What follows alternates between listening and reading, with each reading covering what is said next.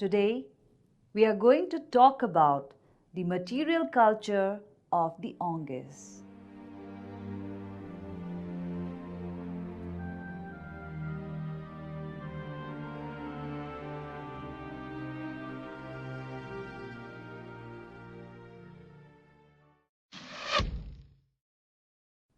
Onges are one of the most primitive tribes in India. They belong to the Negrito racial stock and they have been relegated to the reserved pockets both at Dugong Creek and South Bay of Little Andaman Island. They live in a remote corner of the country in a small pocket. They are believers in simple animism. They are the semi-nomadic tribes and fully dependent on the food provided by nature. They eat turtle, fish, roots and jackfruits, etc. They have now experienced the impact of outsiders. A primary school has been functioning at the Dugong Creek settlement of Onges. They have been provided with pakka hut type houses, food, clothes, medicines, etc. by the administration. Their rate of reproduction has become very low and are on the verge of extinction. The present population of the onges is only 105. The religion of the onges is simple animism. Neither ceremonial worship nor any kind of propitiation is practiced by them. They believe in different class of spirits, spirits of the wood, the sea, disease, storm, and ancestors. According to the 2001 census of India, only 5 out of the 96 onges were Hindu and the remaining were religion not stated. The onges belong to the Negrito sub-race of the primary race Negroid.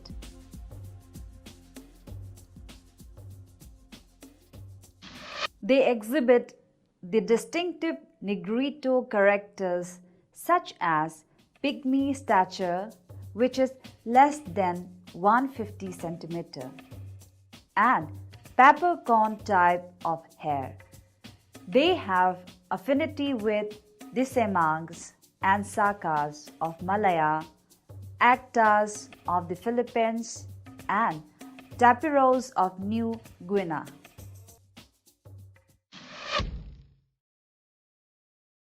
The onges are basically the hunters and gatherers.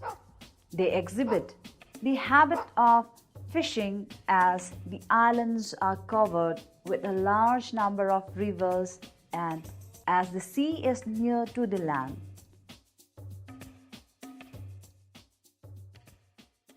As a shrinking community, the onges are at present looked after by the Andaman administration in Strait Island. The administrative body has recently encouraged them in horticulture and domestication of animals. These people have shown no hesitation in accepting new ways of life as Forest Reservation Act had already restricted their movement in the forest. All age and sex take part in economic activities. They have been trained in plantation, agricultural work and domestication. Present-day onges also show a great cooperation between the sexes. Wives help their husbands in all economic activities. Traditionally, The people are prone to sea fishing, so they have been the great boat builders and make canoes of different sizes. Household goods include canoe, fishing nets, wooden implements, earthen pots, and baskets of different types. They are also fond of music. Dance form an indispensable part in all communal feasts and festivals. From the account of Redcliffe Brown, we came to know that the onges maintain strict division of labor. The male members of the community keep themselves engaged in construction of hut and canoe, in manufacturing of implements and weapons. They also go for hunting, fishing, and honey collection.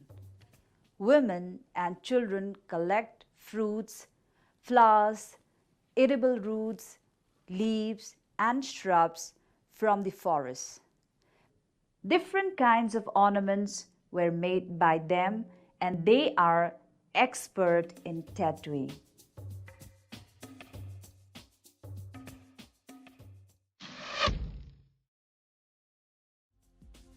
Bow and arrow are the favorite hunting implements of the onges.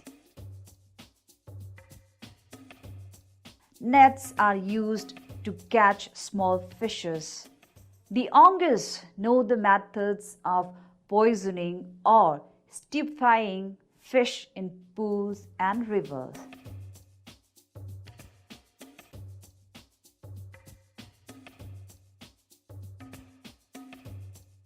Adze is sometimes used for obtaining molluscs and for cutting honeycomb.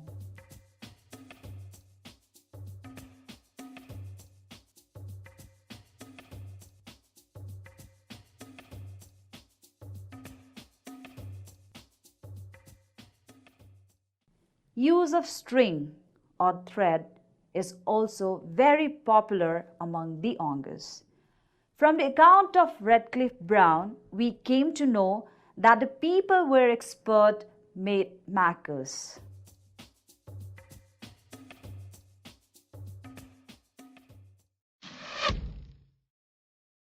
Three types of camps are found among the onges. The chief or permanent camp used for most part of the year, particularly the whole rainy season. Temporary camps built up when the group is compelled to leave their permanent camp on the death of any member, and thirdly, hunting camp when the hunting party has to leave for a few days away from their permanent camp.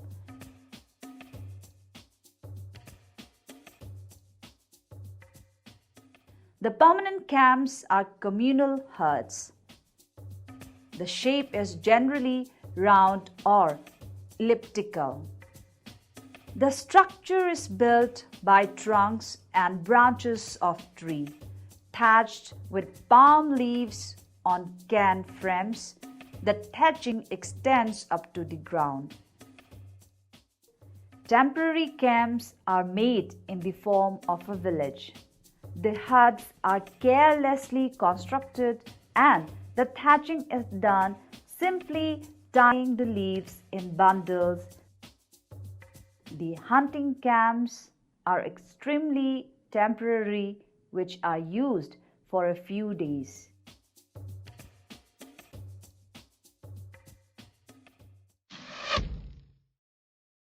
The onges do not know how to make fire, and for that reason, every family preserves fire in its own fireplace.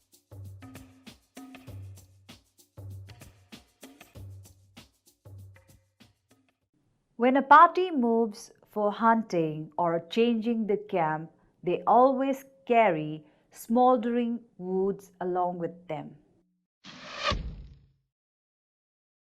The onges are basically non-vegetarian. They eat flesh of various animals like pig, fox, rat, snake, turtle, bird, etc. Fish and sails are also favorite to them, but their principal diet is often supplemented by fruits, roots, tubers, and honey.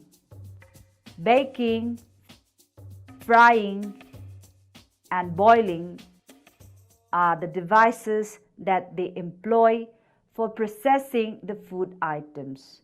There are certain food taboos for pregnant women, as for instance, pork, turtle, and honey are forbidden to them. Now, let us talk about the household utensils used by the onges. The large part of utensils of daily necessity is made from different kinds of cells. The sirena cell is used as knife or scraper.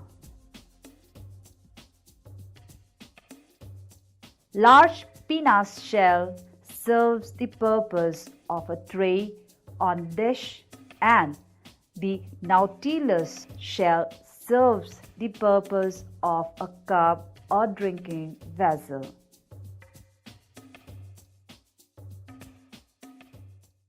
Cooking pot, buckets, and water vessels are also used. The cooking pots are made of clay, which are dried in the sun and baked in the fire. The water vessels are made of bamboo, and the buckets for carrying water are made of scooped out pieces of soft tree trunk. Let us now talk about the dress and personal decoration of the onges. The onges are virtually naked. Every man wears some sort of girdle round his waist, which is usually made of hibiscus fiber. Women wear a sort of small apron made of Menuscops littorals leaves. Every married woman always wears a belt of pandanus leaf, which is never put off without substitute. Often a bundle made of several pandanus leaves is hung from the belt, which are used only by married women and also by men on some ceremonial occasions. Ornaments of wrist and knee are made of spirally wound leaves. Sometimes cells of various sizes are suspended on it. Necklaces of shell or bones or bamboo are frequently worn. They also paint their body.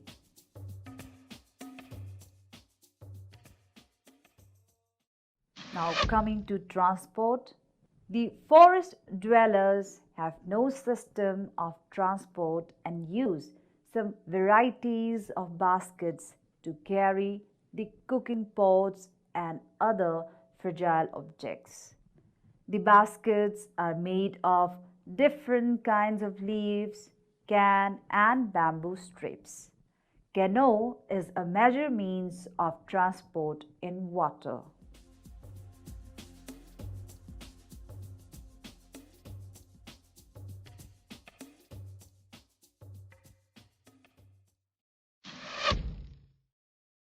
The onges live on the 700-odd square kilometer island of Little Andaman. They are traditionally nomadic hunting and gathering tribe with a 50,000 years plus history of inhabiting the Andamans. The present population of onges is 105. The administration has a virtual breeding program in place for the onges but what future the onges have even if their population recovers is unsure. So, what is the solution? How is the government dealing with the indigenous people? Does it have a policy for their integration of their isolate lives? This is a tough lesson for everyone, but we cannot leave them unattended.